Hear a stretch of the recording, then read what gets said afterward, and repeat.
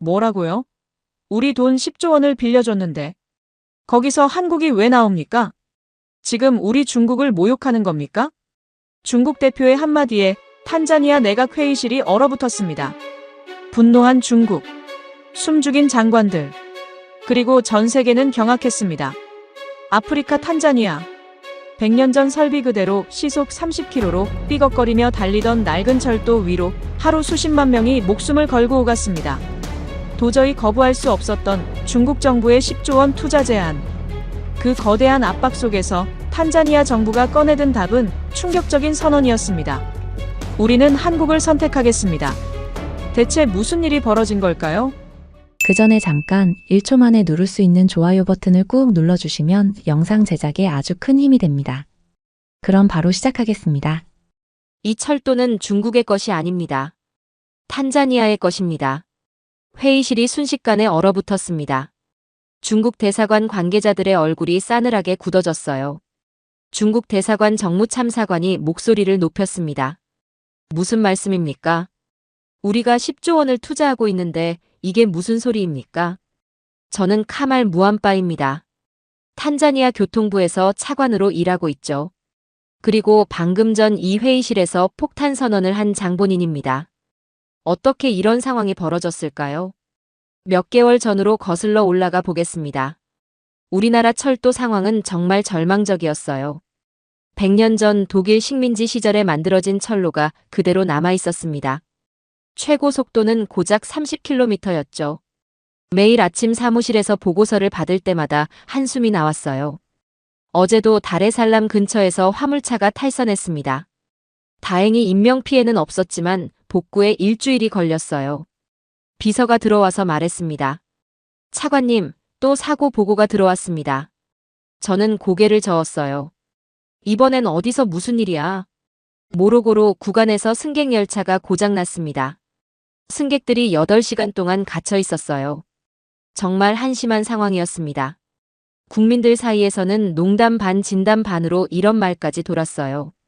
사람보다 염소가 더 많이 타는 철도라고 말입니다. 그러던 중 중국이 나타났습니다. 중국 대사관에서 공식 제안이 들어왔어요. 중국 대사가 직접 찾아와서 말했습니다. 탄자니아의 철도 현대화를 도와드리고 싶습니다.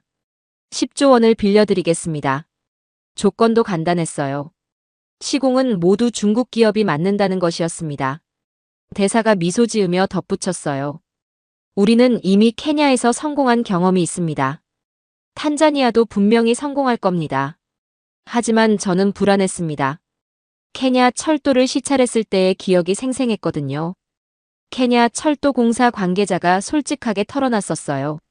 완공 후 몇 년 지나지 않아 문제들이 생겼다고 말입니다.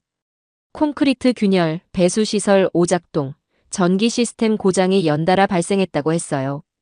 저는 그에게 물었습니다. 감리는 누가 했습니까? 케냐 관계자가 쓴웃음을 지었어요. 중국이 시공과 감리를 모두 맡았습니다. 자체 감리였죠. 그 말을 듣는 순간 등골이 서늘했어요. 시공과 감리를 같은 나라가 맡으면 견제와 균형이 사라집니다. 정부 내각회의가 열렸습니다. 경제부 장관이 열정적으로 말했어요. 이런 기회가 또 언제 올까요? 10조 원이면 우리나라 전체 예산의 3분의 1입니다. 외교부 장관도 동조했어요. 중국은 우리의 중요한 파트너입니다. 이 제안을 거절하면 다른 협력도 어려워질 수 있어요. 하지만 저는 다른 생각이었습니다. 기술 검토 보고서를 밤새 읽어본 결과 우려스러운 점들이 많았어요. 저는 조용히 손을 들었습니다. 한 가지 제안이 있습니다. 총리가 고개를 끄덕였어요. 말해보세요. 자금과 시공은 중국에게 맡기되 감리만은 다른 나라에 맡기면 어떻겠습니까? 경제부 장관이 즉시 반박했어요. 그러면 비용이 더 들어갑니다. 중국이 반대할 수도 있고요. 저는 차분하게 대답했습니다. 안전에는 타협이 없어야 합니다. 총리가 물었어요. 그럼 어느 나라를 염두에 두고 있습니까? 저는 잠시 망설였습니다. 그리고 조용히 대답했어요. 한국입니다. 회의실이 웅성거렸습니다. 한국이라니요. 저는 설명을 시작했습니다. 한국은 짧은 시간 내에 세계 최고 수준의 철도 기술을 개발한 나라입니다. KTX는 세계에서 가장 안전한 고속철도 중 하나죠. 외교부 장관이 걱정스럽게 말했어요. 중국이 좋아하지 않을 것 같은데요. 저는 단호하게 대답했습니다. 우리 아이들이 탈 철도는 한국이 감리해야 합니다. 그날 회의는 결론 없이 끝났습니다. 하지만 며칠 후 예상했던 일이 벌어졌어요. 중국 대사관에서 강력히 항의해왔습니다. 대사관 정무참사관이 외교부를 찾아와 말했어요. 우리를 못 믿는다는 말입니까? 이건 모욕입니다. 외교부 장관이 달래려 했어요. 아직 결정된 건 아닙니다. 논의 단계일 뿐입니다. 하지만 중국 측은 이미 감정이 상한 상태였어요. 정무참사관이 냉정하게 말했습니다. 만약 이 결정이 번복되지 않으면 모든 협력을 재검토하겠습니다. 그리고 오늘 바로 이 회의실에서 정면 대결이 벌어진 것입니다. 중국 대사관 관계자가 직접 참석해서 압박하고 있었어요. 정무참사관이 목소리를 높였습니다. 우리는 파트너입니다. 감시 대상이 아닙니다. 그 순간 저는 더 이상 참을 수 없었습니다. 자리에서 일어나 단호하게 말했어요. 이 철도는 중국의 것이 아닙니다. 탄자니아의 것입니다. 총리가 조용히 물었습니다. 카말 차관, 정말로 그 결정을 유지하겠습니까? 저는 주저하지 않고 대답했습니다. 네, 유지하겠습니다. 우리는 선택이 아닌 결정을 한 겁니다. 정무참사관이 벌떡 일어났어요. 이 결정에 대한 책임은 누가 지겠습니까? 제가 대답했습니다. 제가 지겠습니다. 그날 바로 그 자리에서 결정이 내려졌습니다. 탄자니아 정부는 한국에 철도 감리를 요청하기로 했다는 발표였어요. 회의가 끝난 후 복도에서 총리가 저를 불렀습니다. 카말, 정말 괜찮겠어요. 저는 확신에 찬 목소리로 대답했습니다. 한국은 분명히 해낼 겁니다. KTX를 만든 나라라면 우리를 실망시키지 않을 거예요. 한국 감리 결정 발표 후 탄자니아 정부는 즉시 큰 혼란에 빠졌습니다. 중국의 반발이 상상 이상으로 거셌거든요. 다음 날 아침 경제부 장관이 저를 급히 불렀어요. 사무실에 들어서자마자 그가 화를 내며 말했습니다. 카말, 이게 뭡니까? 중국 대사관에서 정식 항의서가 들어왔어요. 항의서 내용은 충격적이었습니다. 만약 감리 결정이 번복되지 않으면 모든 경제 협력을 중단하겠다는 것이었어요. 경제부 장관이 책상을 탁 치며 소리쳤습니다.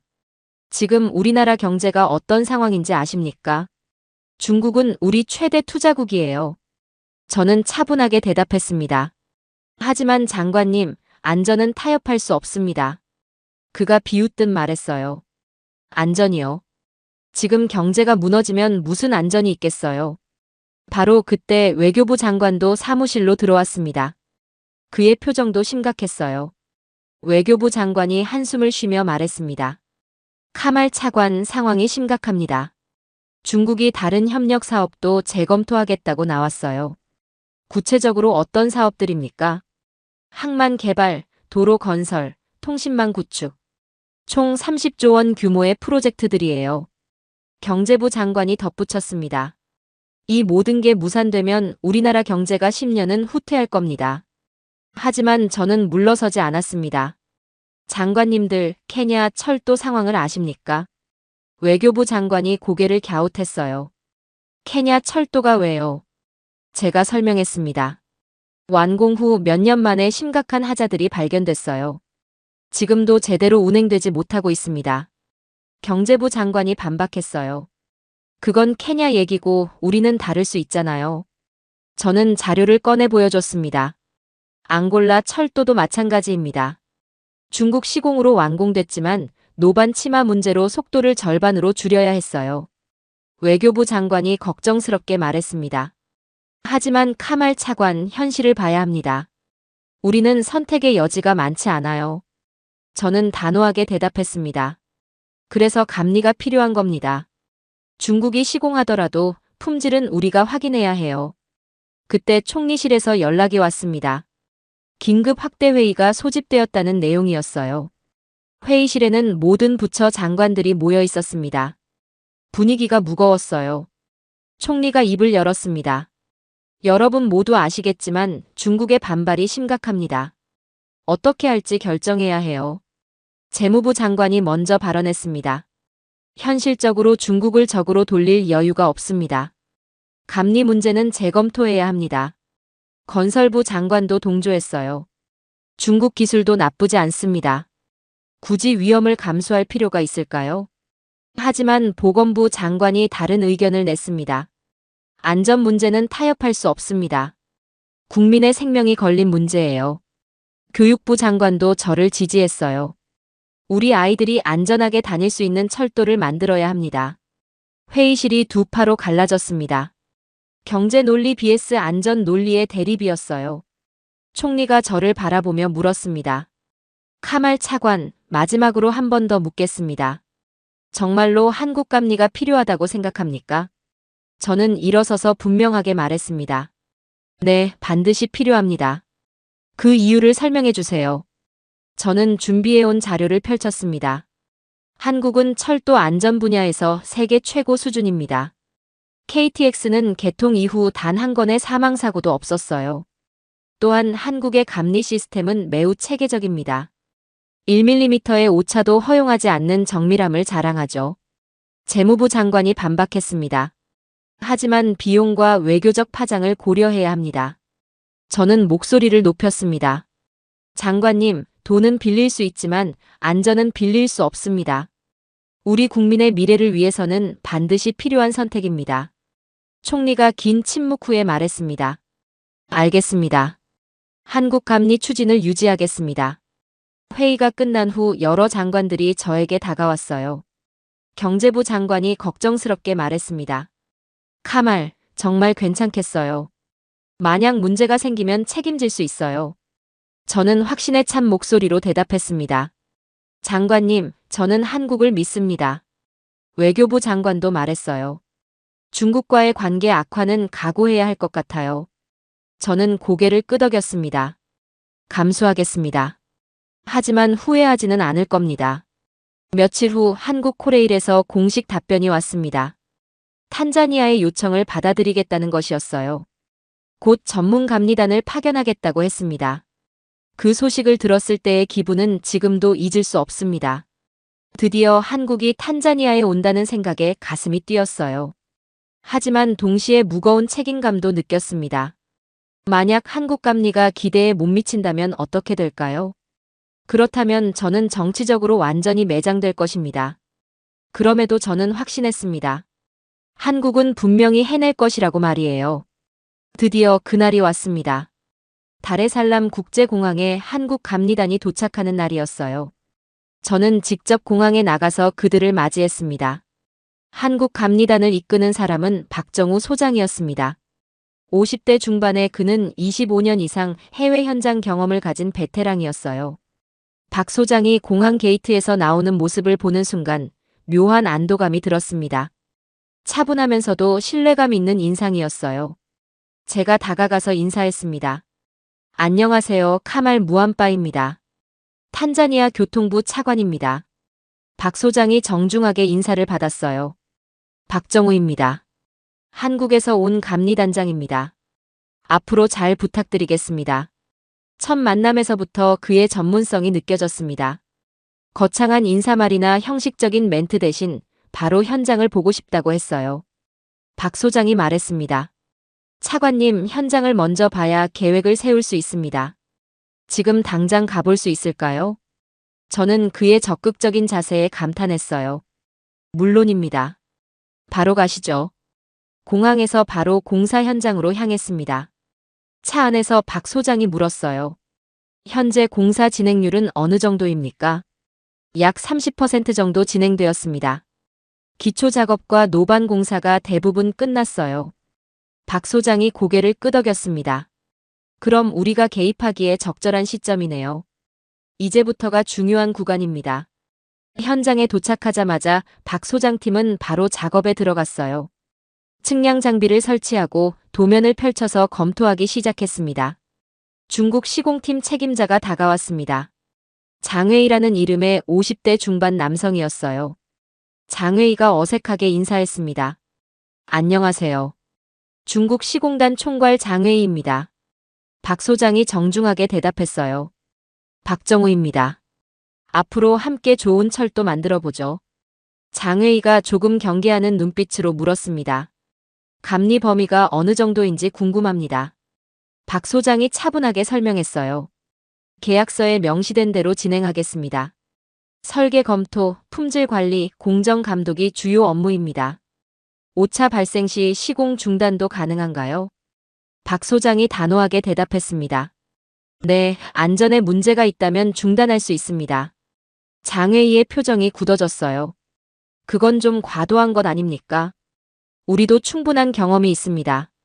박 소장이 미소 지으며 말했습니다. 장 총괄님의 경험을 의심하는 게 아닙니다. 다만 우리는 계약상 의무를 다해야 해요. 저는 두 사람의 대화를 지켜보며 긴장했습니다. 벌써부터 미묘한 신경전이 시작되고 있었어요. 첫 현장 미팅이 열렸습니다. 한국팀 12명, 중국팀 20명, 탄자니아 관계자 8명이 참석했어요. 박 소장이 회의를 시작했습니다. 우리는 감리를 하러 왔습니다. 하지만 동시에 신뢰를 책임지러 왔습니다. 장회의가 반문했어요. 신뢰를 책임진다는 게 무슨 뜻입니까? 박 소장이 설명했습니다. 이 철도를 이용할 탄자니아 국민들의 신뢰를 말합니다. 우리의 감리가 그 신뢰를 보장하는 거죠. 감리 업무 범위도 구체적으로 설명했어요. 설계 도면 정밀 검토, 공정 일정 감독, 자재 품질 검사, 그리고 기준 미달 시 시공 중단 권한. 중국 측 기술자 한 명이 불편한 기색으로 말했습니다. 너무 엄격한 것 아닙니까? 우리는 아프리카에서 수많은 철도를 건설했습니다. 박 소장이 차분하게 대답했어요. 과거의 경험도 중요하지만 이 철도는 시속 160km로 달릴 예정입니다. 기준이 다를 수밖에 없어요. 장회의가 조금 날카롭게 물었습니다. 그럼 우리 기술을 믿지 못한다는 뜻입니까? 박 소장이 고개를 저었어요. 전혀 그렇지 않습니다. 오히려 함께 협력해서 최고의 철도를 만들고 싶어요. 한국팀의 작업 방식은 정말 체계적이었습니다. 모든 것을 수치화하고 기록으로 남겼어요. 디지털 측량 시스템부터 실시간 품질 관리까지 최신 기술을 총동원했습니다. 중국 측 젊은 기술자가 호기심 어린 눈빛으로 물었어요. 저 장비는 뭡니까? 처음 보는 건데요. 한국팀 기술자가 친절하게 설명했습니다. 레이저 스캐닝 시스템입니다. 1mm 단위까지 정확하게 측정할 수 있어요. 1mm요. 그렇게까지 정밀할 필요가 있나요? 박 소장이 대답했습니다. 고속철도에서는 작은 오차도 큰 문제가 될 수 있습니다. 안전을 위해서는 필수적이에요. 첫 주 동안은 서로 탐색하는 시간이었어요. 한국팀은 기존 공사 현황을 면밀히 점검했습니다. 중국팀은 한국팀의 기준이 어느 정도인지 파악하려 했어요. 특히 인상적이었던 건 현지 기술자들에 대한 박 소장의 태도였어요. 첫날부터 탄자니아 기술자들을 동등한 파트너로 대했습니다. 아로파라는 20대 청년 기술자에게 말했어요. 아로파, 이 구간 측량 결과 어떻게 나왔어요? 아로파가 서툰 영어로 대답했습니다. 소장님, 여기 조금 문제가 있는 것 같아요. 박 소장이 관심 있게 들었어요. 어떤 문제죠?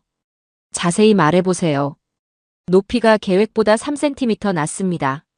박 소장이 즉시 확인하러 갔어요. 정말 문제가 있었습니다. 박 소장이 아로파의 어깨를 두드렸어요. 잘 찾았어요. 이런 세심함이 정말 중요해요. 그 모습을 보면서 저는 확신했습니다. 한국팀 선택이 올바른 결정이었다고 말이에요. 공사 본격 착수 후 얼마 지나지 않아 첫 번째 큰 충돌이 일어났습니다. 한국 감리팀이 중국 인부들의 콘크리트 타설 방식에 문제를 제기한 것이었어요. 그날 아침 현장에서 박 소장이 급히 저를 불렀습니다. 차관님, 급하게 오실 수 있습니까? 중요한 문제가 발생했습니다. 현장에 도착하니 긴장된 분위기였어요. 한국팀과 중국팀이 대치하고 있었습니다. 박 소장이 설명했습니다. 콘크리트 배합비에 문제가 있습니다. 자갈 크기가 기준에 못 미치고 밀도도 부족해요. 장회의가 불쾌한 표정으로 반박했습니다. 우리는 30년간 이 방식으로 해왔습니다. 지금까지 문제 없었어요. 박 소장이 차분하게 대답했어요. 과거에는 문제 없었을지 모르지만 이 철도는 다릅니다. 고속철도 기준으로는 부적합해요. 중국 측 현장 책임자가 목소리를 높였습니다. 당신들은 감리이지 시공 지휘자가 아닙니다. 우리 일에 간섭하지 마세요. 박 소장이 단호하게 말했어요. 이대로 굳으면 균열 위험이 있습니다. 재시공이 필요해요. 장회의가 화를 내며 소리쳤습니다. 재시공이요. 그럼 일정은 어떻게 합니까? 비용은 누가 부담해요? 박 소장이 냉정하게 대답했습니다. 안전이 우선입니다. 일정보다 품질이 중요해요. 일부 중국 근로자들이 웅성거리기 시작했어요. 한국이 뭐 얼마나 대단하다고 이러냐는 식의 말들이 나왔습니다. 현장 분위기가 험악해졌어요. 작업이 완전히 중단된 상태였습니다. 저는 급히 정부 관계자들을 소집했습니다. 경제부 차관도 현장에 나왔어요. 경제부 차관이 걱정스럽게 말했습니다. 카말, 이러다가 중국과 완전히 틀어지는 거 아니야. 좀 유연하게 처리할 수 없을까? 저는 고개를 저었습니다. 안전 문제는 타협할 수 없어요. 한국 팀을 지지하겠습니다. 바로 그때 박 소장이 저에게 다가왔습니다. 차관님, 회의실에 모든 관계자를 소집해 주세요. 제대로 설명드리겠습니다. 30분 후 회의실에 모든 사람들이 모였습니다. 한국팀, 중국팀, 탄자니아 정부 관계자들까지 총 50여 명이었어요. 박 소장이 노트북을 연결하고 빔 프로젝터를 설치했습니다. 화면에 충격적인 영상들이 나타났어요. 첫 번째는 철근 구조 균열 사례였습니다. 콘크리트 품질 불량으로 인한 실제 사고 영상이었어요. 박 소장이 설명했습니다. 이것은 스페인에서 발생한 고속철도 탈선 사고입니다. 원인은 기준 미달 콘크리트였어요. 두 번째는 시뮬레이션 결과였습니다. 현재 중국팀이 사용하는 배합비로 시공할 경우의 결과였어요. 박 소장이 차분하게 말했습니다. 기준 미달 시공을 할 경우 3년 이내 치마 발생 확률이 28.6%입니다. 5년 이내에는 73.2%까지 올라가요. 장회의가 반박하려 했지만 데이터 앞에서는 할 말이 없었습니다. 박 소장이 계속 설명했어요. 우리는 감정으로 일하지 않습니다. 수치와 기준으로 말합니다. 세 번째 화면에는 한국의 KTX 건설 당시 자료가 나왔습니다. 얼마나 엄격한 기준으로 시공되었는지 보여주는 내용이었어요. 박 소장이 말했습니다. 여러분의 방식이 틀렸다는 게 아닙니다. 다만 이 철도는 160km로 달릴 예정이고 과거의 기준으로는 미래를 감당할 수 없어요. 그 순간 회의실 분위기가 바뀌었습니다. 중국 기술자들도 서서히 고개를 끄덕이기 시작했어요. 젊은 중국 기술자가 조심스럽게 물었습니다. 그럼 어떻게 해야 합니까? 구체적인 개선 방안이 있나요? 박 소장이 미소 지으며 대답했어요. 물론입니다. 함께 해결책을 찾아보죠. 다음 1시간 동안 기술적 논의가 이어졌습니다. 한국팀이 구체적인 개선 방안을 제시했어요. 배합비 조정, 양생시간 연장, 품질 검사 강화. 모든 방안이 과학적 근거를 바탕으로 했습니다. 장회의가 마지못해 인정했습니다. 한국팀의 제안이 합리적이네요. 받아들이겠습니다. 하지만 그가 조건을 달았어요. 대신 감리 권한 범위를 명확히 해주세요. 무제한은 곤란합니다. 저는 즉시 개입했습니다. 장 총괄님, 계약서에 모든 내용이 명시되어 있습니다. 그 범위 내에서만 진행할 거예요. 박 소장이 덧붙였습니다. 우리는 방해하려는 게 아닙니다. 함께 최고의 철도를 만들고 싶을 뿐이에요. 회의가 끝난 후 장회의가 박 소장에게 다가왔습니다. 소장님, 한국 기술이 정말 체계적이네요. 많이 배우고 갑니다. 박 소장이 겸손하게 대답했어요. 저희도 중국의 풍부한 경험에서 배우고 있어요. 기술에는 국경이 없으니까요. 그 모습을 보면서 저는 안도했습니다. 드디어 진정한 협력이 시작될 것 같았어요. 갈등을 해결한 후 본격적인 공사가 시작되었습니다. 그리고 저는 곧 한국 감리팀의 놀라운 정밀함을 목격하게 되었어요. 어느 날 오후 콘크리트 타설을 불과 몇 분 앞둔 상황이었습니다. 한낮 기온이 50도에 육박하는 폭염 속에서 모든 작업자들이 땀을 뻘뻘 흘리고 있었어요. 거대한 콘크리트 믹서가 대기하고 있었고 수백 명의 작업자들이 최종 타설을 준비하고 있었습니다. 박 소장이 마지막 점검을 위해 레이저 게이지를 확인하고 있었어요. 그런데 갑자기 그의 표정이 굳어졌습니다. 박 소장이 급히 측량팀을 불렀어요. 다시 한번 확인해 보세요. 뭔가 이상합니다. 측량팀이 재측정을 했습니다. 결과는 충격적이었어요. 측량팀장이 보고했습니다. 소장님, 궤도 간격에서 오차 1cm가 발견됐습니다. 박 소장이 즉시 무전기를 들었어요. 모든 장비 정지. 즉시 작업을 중단하세요. 현장이 순식간에 멈춰섰습니다. 거대한 믹서 엔진이 꺼지고 수백 명의 작업자들이 일제히 작업을 중단했어요. 장회의가 달려왔습니다. 뭐 하는 겁니까? 왜 갑자기 중단시키는 거예요? 박 소장이 단호하게 말했어요. 1cm 오차가 발견됐습니다. 이대로 진행하면 5년 안에 탈선 사고가 날 거예요. 장회의가 어이없다는 듯 소리쳤습니다. 고작 1cm 때문에요? 그 정도는 허용 오차 아닙니까? 박 소장이 냉정하게 대답했어요. 고속철도에서 1cm는 작은 차이가 아닙니다. 생명과 직결된 문제예요. 중국 측 현장 책임자가 끼어들었습니다. 감리가 공사 중단 명령을 내릴 권한이 어디 있습니까? 이건 월권입니다. 그 순간 저도 현장에 도착했어요.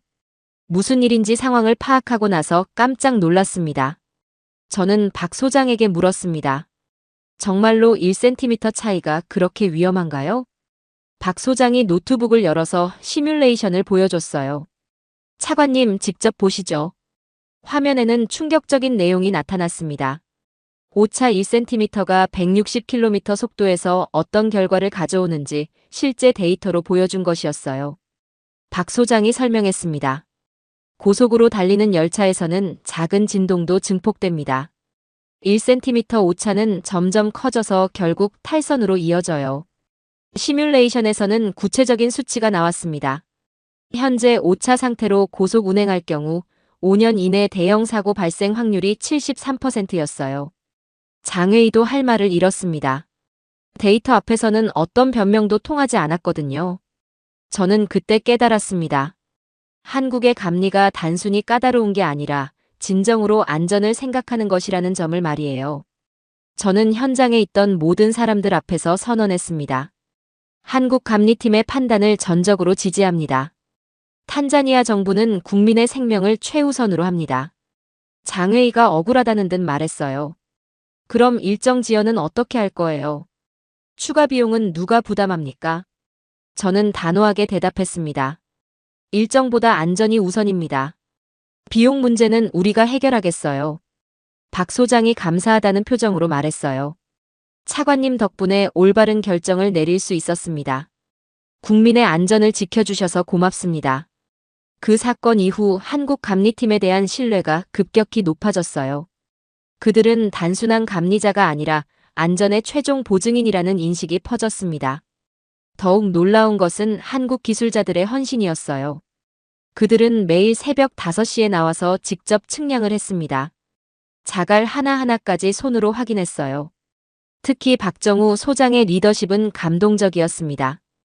그는 국적에 관계없이 모든 현장 직원을 동등하게 대했어요.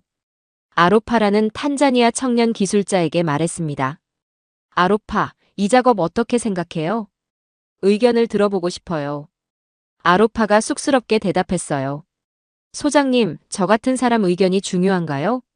박 소장이 진지하게 말했어요. 현장에서 직접 일하는 사람의 의견이 가장 중요해요. 당신은 우리 팀의 소중한 일원입니다. 그러던 중 잊을 수 없는 사건이 일어났습니다. 한여름 폭염 속에서 아로파가 갑자기 쓰러진 것이었어요. 아로파가 쓰러지자 박 소장이 즉시 달려갔습니다. 심폐보조술을 실시하고 그늘로 옮긴 후 계속 응급처치를 했어요. 박 소장이 다른 직원에게 소리쳤습니다. 빨리 구급차 불러요. 물과 수건도 가져오세요. 구급차가 도착할 때까지 박 소장은 아로파 곁을 떠나지 않았어요. 그리고 구급차에 직접 동승해서 병원까지 따라갔습니다. 병원에서 박 소장은 아로파의 치료비를 즉시 결제했어요. 보험 처리나 회사 승인을 기다리지 않고 개인 돈으로 선결제했습니다. 의사가 말했습니다. 다행히 큰 문제 없습니다. 탈수와 열사병이에요. 박 소장이 안도하며 말했어요. 정말 다행이네요. 빨리 회복되길 바랍니다. 아로파의 가족들이 병원에 도착했을 때 박 소장은 여전히 거기 있었어요. 밤새 지키고 있었던 것입니다. 아로파 아버지가 감격해하며 말했습니다. 소장님, 정말 고맙습니다. 은혜를 어떻게 갚아야 할지 모르겠어요. 박 소장이 손을 저으며 말했어요. 무슨 말씀이세요? 이 아이는 저희 팀입니다. 당연한 일이에요. 다음 날 현지 신문에 큰 기사가 실렸습니다. 한국인은 감리자가 아니라 형제였다. 그런 제목이었어요. 그 기사는 탄자니아 전국에 퍼져나갔습니다. 한국에 대한 인식이 완전히 바뀌는 계기가 되었어요. 공사가 마무리 단계에 접어들면서 또 다른 중대한 문제가 발생했습니다. 탄자니아 정부는 완성된 철도에 투입할 열차를 선택해야 했어요. 이것은 단순한 기술적 선택이 아니라 정치적 운명을 가를 결정이었습니다. 중국 측에서 강력하게 압박해왔어요. 장웨이가 저를 찾아와서 진지하게 말했습니다. 차관님, 당연히 중국 열차를 사용하시겠죠. 철도를 우리가 건설했으니 시스템 호환성을 고려해야 합니다. 이건 상식 아닙니까? 하지만 저는 이미 다른 생각을 하고 있었습니다. 지난 몇 개월 동안 한국 감리팀과 함께 일하면서 그들의 기술력과 진정성을 직접 확인했거든요. 저는 장회의에게 조심스럽게 말했습니다. 장 총괄님, 열차 선택은 철도 건설과는 별개 문제입니다.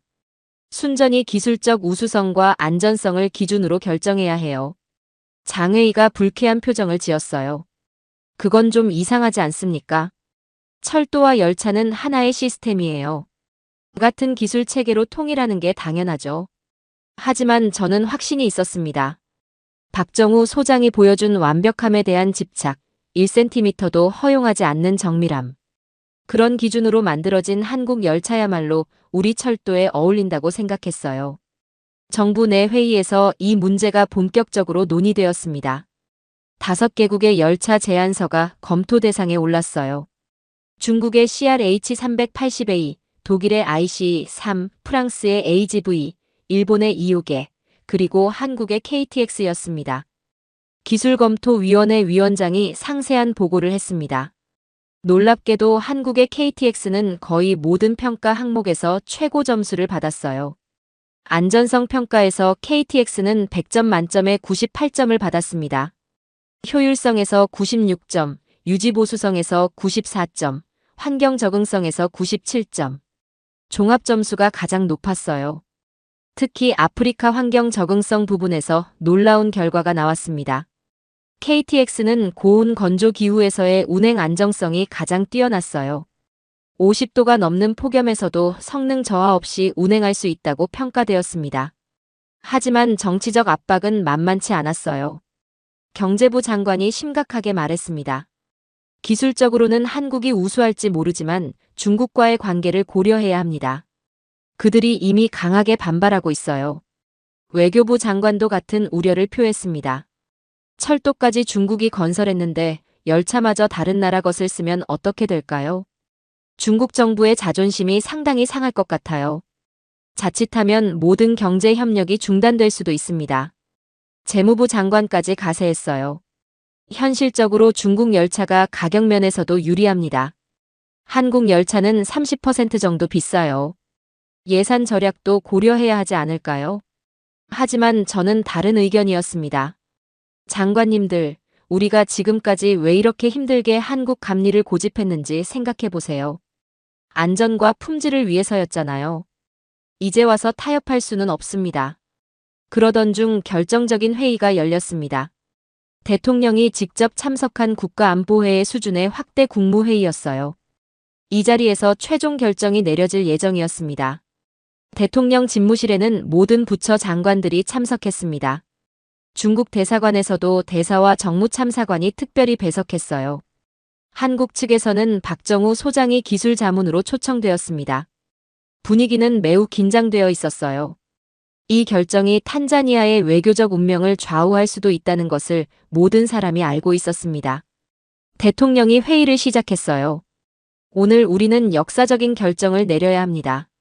탄자니아 철도에 투입될 열차를 최종 선정하겠어요. 각자의 솔직한 의견을 들어보겠습니다. 경제부 장관이 먼저 발언했습니다. 경제적 측면과 외교적 고려사항을 종합하면 중국 열차가 최선의 선택입니다. 비용도 저렴하고 기존 협력 관계도 유지할 수 있어요. 무엇보다 중국과의 전면적 갈등을 피할 수 있습니다. 외교부 장관도 거들었어요. 중국과의 외교 관계를 고려할 때 신중해야 합니다. 이미 감리 문제로 한 번 갈등을 겪었는데 또다시 자극하면 정말 위험해요. 자칫 아프리카에서 고립될 수도 있습니다. 중국 대사가 발언을 요청했습니다. 대통령 각하 한 말씀 드려도 될까요? 대통령이 허락했어요. 말씀하세요, 대사님. 중국 대사가 정중하지만 단호하게 말했습니다. 지금까지의 협력 관계와 우정을 고려할 때 중국 열차 선택이 당연한 결론입니다. 기술적 차이는 미미하지만 정치적 의미는 매우 큽니다. 이것은 단순한 상업적 선택이 아니라 신뢰의 문제예요. 정무참사관이 덧붙였습니다. 만약 다른 선택을 하신다면 중국 정부와 인민들이 어떻게 받아들일지 걱정됩니다. 회의실에 무거운 침묵이 흘렀습니다. 모든 사람들이 조심스럽게 눈치를 보고 있었어요. 중국의 압박이 얼마나 강한지 누구나 느낄 수 있었습니다. 그 순간 저는 용기를 내어 일어섰습니다. 대통령님, 교통부 차관으로서 말씀드리겠습니다. 대통령이 고개를 끄덕였어요. 카말 차관 말해보세요. 저는 지난 몇 개월의 경험을 바탕으로 진심을 담아 말씀드렸습니다. 대통령님, 계약서 어디에도 열차까지 중국산으로 써야 한다는 조항은 없습니다. 우리는 자주독립 국가로서 우리 국민에게 최선인 것을 선택할 권리가 있어요. 중국 대사가 불쾌한 기색으로 반박했어요. 하지만 상식적으로 생각해봐도 같은 시스템으로 통일하는 게. 저는 정중하지만 단호하게 그의 말을 끊었습니다. 대사님, 죄송하지만 이것은 탄자니아의 내정 문제입니다. 기술과 품질, 안전성을 기준으로 선택하는 것이 국민에 대한 우리의 의무예요. 저는 계속해서 강조했습니다. 만약 중국이 열차까지 강요한다면 이 프로젝트는 탄자니아를 위한 것이 아니라 중국을 위한 것이 됩니다. 우리는 주권국가입니다. 회의실에 긴장된 정적이 흘렀습니다. 중국 대사와 정무참사관도 할 말을 잃은 듯 보였어요. 그때 저는 마지막 카드를 꺼냈습니다. 대통령님, 우리는 돈만 빌린 게 아닙니다. 우리 국민의 미래를 위해 올바른 선택도 해야 합니다. 그리고 그 선택은 한국입니다. 박정우 소장이 기술적 근거를 차분하게 제시했어요. 대통령님, KTX는 특별히 아프리카 환경에 최적화되어 설계되었습니다. 고온 건조한 기후에서도 안정적으로 운행할 수 있고 모래 폭풍에도 견딜 수 있어요. 무엇보다 안전성이 세계 최고 수준입니다. 대통령이 깊은 고민에 빠진 듯 오랫동안 침묵했습니다. 모든 사람이 숨을 죽이고 기다렸어요. 마침내 대통령이 결정을 내렸습니다. 우리는 기술적 우수성과 국민의 안전을 최우선으로 선택하겠습니다. 탄자니아의 첫 고속철도에는 한국의 KTX를 도입하기로 결정합니다. 중국 대사가 충격을 받은 표정으로 말했어요. 이 결정을 중국 정부에 즉시 보고하겠습니다. 후속 조치는 본국의 지시를 받겠어요.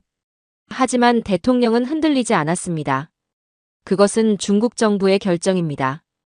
우리는 우리 국민을 위한 최선의 선택을 했을 뿐이에요.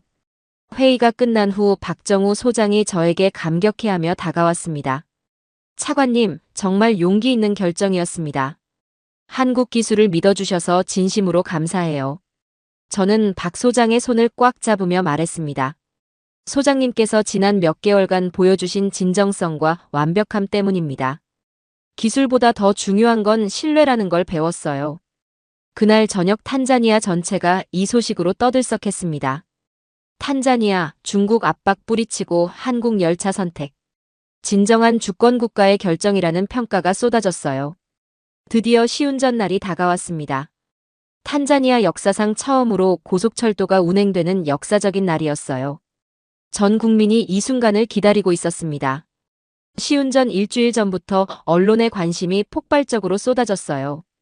BBC, CNN, 알자지라 등 세계 주요 언론사들이 탄자니아로 몰려들었습니다. 아프리카 최초의 진정한 고속철도라는 점에서 전 세계가 주목하고 있었어요.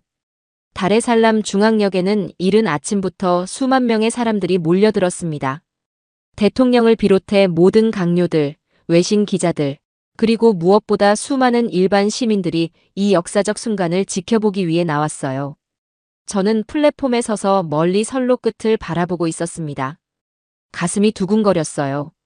정말로 한국 열차가 우리 땅을 시속 160km로 달릴 수 있을까요? 혹시 문제가 생기지는 않을까요? 오전 9시 멀리서 기적 소리가 들려왔습니다. 사람들이 웅성거리기 시작했어요. 온다. 온다. 진짜 오고 있어. 그리고 드디어 그 순간이 왔습니다. 저 멀리 지평선 끝에서 은색의 아름다운 열차가 나타났어요. 햇빛을 받아 반짝이는 유선형 차체가 정말 우아했습니다. KTX가 역으로 들어오는 모습을 본 순간 저는 눈물이 났어요. 몇 년 전만 해도 상상할 수 없었던 일이 현실이 되고 있었습니다. 열차가 플랫폼에 정확히 정해진 지점에 멈춰섰습니다. 1cm의 오차도 없는 완벽한 정차였어요. 역시 한국 기술답다는 생각이 들었습니다. 대통령이 감격해하며 말했습니다. 정말 아름답군요. 마치 하늘을 나는 새 같아요. 이게 바로 우리의 미래입니다. 박정우 소장이 저에게 다가와서 말했어요. 차관님, 직접 시승해 보시겠어요? 5년간 꿈꿔온 순간을 직접 경험해 보세요. 저는 설레는 마음으로 열차에 올랐습니다. 문이 열리자 깨끗하고 현대적인 내부가 눈에 들어왔어요. 좌석은 정말 편안했고 모든 시설이 완벽했습니다. 객실 내부는 한국의 최신 기술이 집약되어 있었어요. 개인용 터치스크린, USB 충전 포트, 무료 와이파이까지. 정말 21세기 철도다운 모습이었습니다. 출발 신호가 울렸습니다. 열차가 서서히 움직이기 시작했어요. 처음에는 느렸지만 점점 속도가 올라갔습니다. 시속 50km, 80km, 120km. 속도가 올라가는데도 진동은 거의 느껴지지 않았어요. 정말 놀라웠습니다. 마침내 시속 160km에 도달했습니다. 저는 창밖을 보면서 감격했어요. 탄자니아의 아름다운 풍경이 빠르게 지나갔습니다. 푸른 초원, 아카시아 나무들, 멀리 보이는 킬리만자로 산. 모든 것이 꿈만 같았어요. 마치 하늘을 나는 기분이었습니다. 가장 놀라운 건 정말로 진동이 없다는 점이었어요. 테이블 위에 놓인 물컵이 전혀 흔들리지 않았습니다. 박정우 소장이 자랑스럽게 말했어요. 이게 바로 1cm 오차를 허용하지 않은 결과예요. 철로 변에는 수만 명의 사람들이 몰려와 있었습니다. 마을마다 사람들이 나와서 열차를 보고 있었어요. 특히 아이들이 정말 많았습니다. 한 아이가 또래 친구에게 신나게 소리쳤어요. 야, 정말 빨라. 비행기보다 빠른 것 같아. 다른 아이가 흥분해서 대답했습니다. 나도 저런 기차 타고 싶어. 정말 멋있다. 어른들도 마찬가지였어요. 한 할아버지가 손자에게 말했습니다. 이제 우리나라도 선진국이 되는구나. 정말 자랑스럽다. 그 순간 저는 박정우 소장을 찾았습니다. 그는 창가에서 조용히 밖을 바라보고 있었어요. 지난 몇 년간의 모든 고생과 노력이 떠올랐을 것입니다. 제가 다가가서 진심을 담아 말했습니다. 소장님, 정말 감사합니다. 소장님 덕분에 우리 아이들이 꿈을 꿀 수 있게 되었어요. 이 순간을 평생 잊지 못할 거예요. 박 소장이 조용히 미소 지으며 대답했어요. 아닙니다, 차관님. 꿈을 현실로 만든 건 차관님의 용기였어요. 중국의 압박을 견디고 올바른 선택을 하신 결과입니다. 그가 창밖을 바라보며 계속 말했습니다. 이 열차가 멈추지 않게 하겠습니다. 기술보다 더 오래 가는 건 진심이니까요. 우리의 진심이 계속 이 열차와 함께 달릴 거예요. 그 말을 듣는 순간 정말 눈물이 났습니다. 이것이 진정한 국제 협력이라는 생각이 들었어요. 단순히 돈으로 주고받는 관계가 아니라 서로의 꿈을 함께 이루는 진정한 파트너십이었습니다. 시운전은 대성공이었습니다. 다레살람에서 모로고로까지 140km를 정확히 1시간 32분 만에 주파했어요. 기존에 8시간 걸리던 거리를 6분의 1로 단축한 놀라운 결과였습니다. 더욱 놀라운 건 완벽한 안전성이었어요. 진동 측정 결과 국제 기준보다 70%나 낮았습니다. 소음도 거의 들리지 않는 수준이었어요. 아로파도 이번 시운전에 특별히 참여했어요. 몇 개월 전 현장에서 쓰러져 박 소장이 생명을 구해줬던 그 청년입니다. 이제는 당당한 전문 기술자가 되어 있었어요. 시운전이 끝난 후 아로파가 박 소장에게 감격해서 말했습니다. 소장님, 정말 감사해요. 소장님은 저에게 새로운 인생을 주셨어요. 아버지처럼 저를 돌봐주셨고 꿈을 갖게 해주셨어요. 박 소장이 아로파의 어깨를 따뜻하게 두드렸어요. 아로파, 이제 내가 이 철도를 지켜야 해. 내 손으로 탄자니아의 미래를 만들어가는 거야. 아로파가 눈을 반짝이며 대답했습니다. 네, 소장님. 저도 언젠가는 이런 멋진 기차를 운전하고 싶어요. 그리고 다른 아프리카 나라들에도 이런 철도를 만들어주고 싶어요. 현지 언론들은 연일 찬사를 보냈습니다. 탄자니아 데일리 뉴스는 특별판을 발행했어요. 21세기 탄자니아의 새로운 시작, 한국 기술이 만든 아프리카의 기적. BBC 아프리카 방송은 30분짜리 특집 다큐멘터리를 제작했습니다. 제목이 인상적이었어요. 아프리카 철도 르네상스, 탄자니아에서 시작된 새로운 희망. 그날 저녁 성공을 축하하는 성대한 만찬이 열렸습니다. 한국, 중국, 탄자니아 관계자들이 모두 참석했어요. 처음에는 갈등과 대립이 있었지만 이제는 모두가 한마음이 되어 있었습니다. 놀랍게도 장애의도 진심으로 축하해줬어요. 박 소장에게 다가와서 말했습니다. 소장님, 정말 훌륭한 결과입니다. 한국의 감리 시스템 덕분에 우리도 더 좋은 철도를 만들 수 있었어요. 많이 배웠습니다. 박 소장이 겸손하게 대답했습니다. 저희도 중국팀의 풍부한 경험에서 정말 많이 배웠어요. 이런 협력이야말로 진정한 국제 협력이죠. 앞으로도 계속 함께 발전해 나갑시다. 대통령이 건배를 제의했습니다. 오늘 이 자리에 있는 모든 분들께 진심으로 감사드립니다. 특히 한국과 중국의 모든 기술자들께 깊은 경의를 표해요. 여러분 덕분에 탄자니아가 새로운 시대를 열게 되었습니다. 박정우 소장이 마지막 인사에서 정말 감동적인 말을 했습니다. 우리는 단순히 철도를 만든 게 아닙니다. 꿈을 만들었어요. 탄자니아 국민들의 꿈, 아이들의 미래, 희망찬 내일. 그것이 바로 우리가 함께 만든 진짜 결과물입니다. 정식 개통식에서는 더욱 감동적인 장면들이 연출되었습니다. 첫 전기 열차에는 전국에서 몰려온 승객들이 탔어요. 한 할머니가 손자와 함께 타면서 눈물을 흘렸습니다. 이제 우리도 선진국 사람들처럼 빠른 기차를 탈 수 있구나. 정말 꿈만 같다. 젊은 사업가는 이렇게 말했어요. 이제 다레살람에서 일하고 모로고로에서 살 수 있게 됐어요. 하루 4시간씩 통근하던 게 1시간 반으로 줄었으니까요. 인생이 완전히 바뀔 것 같아요. 개통 첫 달 운송 실적은 모든 예상을 뛰어넘었습니다. 승객 수송률 97%, 정시 운행률 99.8%를 기록했어요. 고장이나 사고는 단 한 건도 발생하지 않았습니다. 이제 탄자니아 사람들에게 이 철도는 단순한 교통수단이 아니었어요. 희망의 상징이자 자부심의 원천이 되었습니다. 탄자니아 철도의 놀라운 성공 소식은 순식간에 아프리카 전체는 물론 전 세계로 퍼져나갔습니다.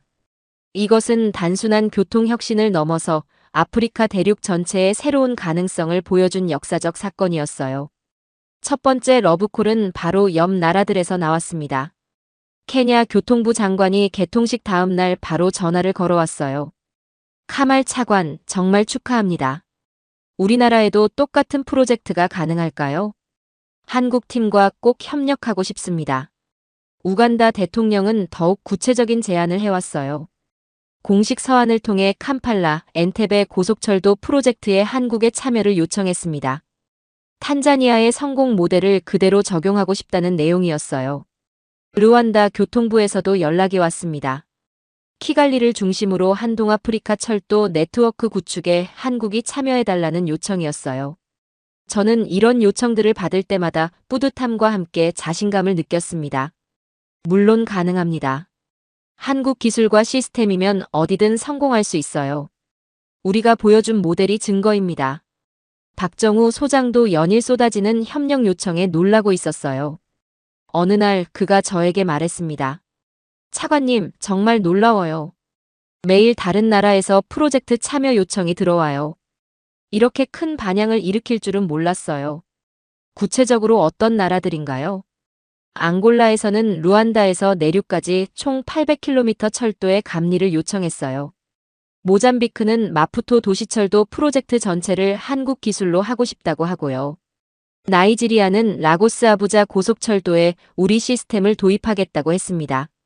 에티오피아에서도 연락이 왔어요. 기존 중국이 건설한 아디스아바바 철도의 품질 개선 작업을 한국에 맡기고 싶다고 했습니다. 문제가 많아서 운행에 차질이 생기고 있다는 거예요.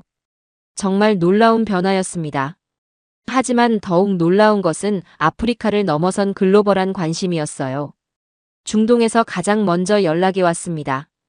사우디아라비아 교통부에서 공식 제안서가 들어왔어요. 네옴시티 메가 프로젝트의 핵심인 미래형 교통 시스템에 한국 철도 기술을 도입하고 싶다는 것이었습니다. 사우디 교통부 차관이 화상회의에서 말했습니다. 탄자니아 프로젝트를 면밀히 분석해봤습니다. 정말 인상 깊었어요. 기술의 완성도뿐만 아니라 진정성 있는 협력 자세가 놀라웠습니다. 우리도 그런 파트너십을 원해요. 리야드 메트로 2호선 확장 프로젝트에도 한국 현대로템의 전동차 200대를 주문하겠다고 발표했어요. 총 사업비만 3조 원 규모의 거대한 프로젝트였습니다. 이집트에서는 더욱 구체적인 계획을 제시했어요. 카이로 지하철 전체 노선을 한국 시스템으로 업그레이드하겠다는 것이었습니다. 이집트 교통부 장관과의 화상회의에서 그가 말했습니다. 한국 기술의 안전성과 정확성이 완벽하게 검증되었어요. 차량뿐만 아니라 운영 시스템, 유지 보수까지 모든 것을 한국이 맡아주길 바랍니다. 총 320대의 전동차와 함께 통합 관제 시스템도 도입하고 싶어요. 아시아 지역에서도 러브콜이 이어졌습니다. 우즈베키스탄에서는 사마르칸트 고속철도를 한국 방식으로 완전히 새롭게 만들겠다고 발표했어요. 우즈베키스탄 대통령이 공식 성명에서 말했습니다. 탄자니아의 성공은 우리에게 큰 영감을 주었습니다. 한국은 기술력뿐만 아니라 신뢰할 수 있는 진정한 파트너입니다. 우리도 같은 모델을 도입하겠어요. 필리핀과 베트남에서도 동시에 요청이 들어왔습니다. 마닐라 메트로 확장과 호찌민 도시철도 프로젝트에 한국이 주도적으로 참여해달라는 것이었어요. 심지어 남미에서도 관심을 보이기 시작했습니다. 콜롬비아와 페루에서 산악지대 고속철도 건설에 한국의 참여를 타진해왔어요. 이런 놀라운 성과들을 보면서 저는 깊이 깨달았습니다. 탄자니아에서 시작된 것이 단순한 철도 사업이 아니었다는 점을 말이에요. 이것은 한국에 대한 전 세계의 인식을 완전히 바꾼 신뢰혁명이었습니다. 박정우 소장과 대화를 나누면서 그 이유를 더욱 명확히 알 수 있었어요. 소장님, 왜 이렇게 많은 나라에서 한국을 찾는 걸까요? 단순히 기술 때문만은 아닌 것 같은데요. 박 소장이 생각에 잠겨 대답했습니다. 맞아요. 기술만으로는 설명할 수 없어요. 아마도 우리의 접근 방식 때문이 아닐까 싶어요. 우리는 단순히 사업하러 온 게 아니라 진심으로 도우러 왔거든요. 진정성이 가장 큰 차별점이었던 거네요. 그렇죠. 아로파를 구했을 때처럼 우리는 한 명 한 명을 소중히 여겼어요. 이익보다는 사람을, 계약보다는 신뢰를 우선시했죠. 한국 철도 기술의 진정한 차별점이 무엇인지 이제 완전히 이해할 수 있었어요. 첫째는 타협 없는 완벽함이었습니다. 1mm의 오차도 허용하지 않는 정밀함과 엄격함. 이것이 바로 한국 기술의 핵심 DNA였어요. 둘째는 철저한 현지화였습니다. 각 나라의 기후와 환경, 문화까지 고려한 맞춤형 솔루션. 단순히 기술을 이식하는 게 아니라 그 나라에 맞게 최적화했어요. 셋째는 지속 가능한 기술 전수였습니다. 일회성 프로젝트가 아니라 현지 인력을 키워서 스스로 운영할 수 있도록 도왔어요. 하지만 무엇보다 가장 큰 차별점은 진정성이었습니다.